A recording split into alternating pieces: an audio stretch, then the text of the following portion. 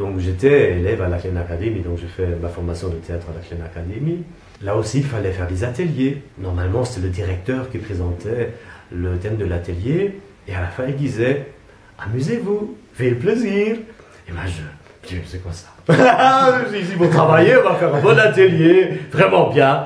Et je trouvais ça toujours très bizarre, qui disait « Amusez-vous ». Mais en fait, oui, il faut s'amuser. C'est ça, il faut s'amuser, parce que le plaisir et l'amusement sur le plateau de théâtre ou un plateau de cinéma, il en faut, sans ça marche pas. Dans les échauffements, en fait, on s'occupe du corps, mais on se met aussi dans l'esprit de pouvoir jouer. Et donc, j'essaye de donner une place au plaisir là-dedans aussi. Bon, je fais des jeux un peu bidons. Voilà, parce que là, je sais, les gens vont être contents si je fais ça. Ils trouvent une légèreté, ils rentrent en contact, ils s'amusent ensemble.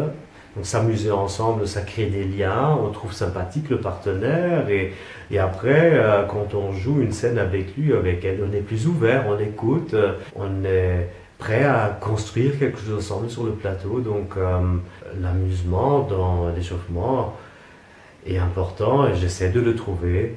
Bon, il y a aussi des échauffements plus corporels, plus techniques, où l'on s'amuse malheureusement moins.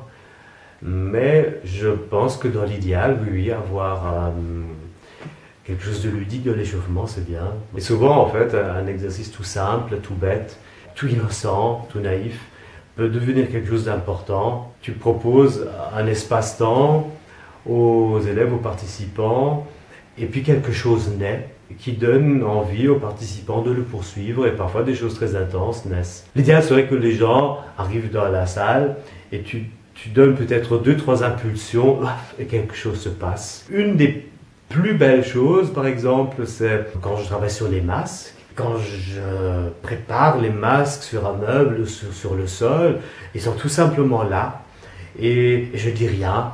Et en fait, les gens viennent et regardent les masques et les prennent dans la main et parce que je dis rien, quelqu'un commence à mettre le masque sur le visage, il commence à bouger, une autre personne regarde. En fait, les masques sont tellement forts, et puis si les gens sont un peu préparés, ils sont capables de jouer pendant 3/4 d'heure. Et en fait, ça, c'est des moments magiques pour le théâtre et aussi pour le pédagogue. Bon, évidemment, on bosse aussi beaucoup. Bon, les moments où l'on est crevé, on travaille quand même. Où l'on est malade, on travaille quand même.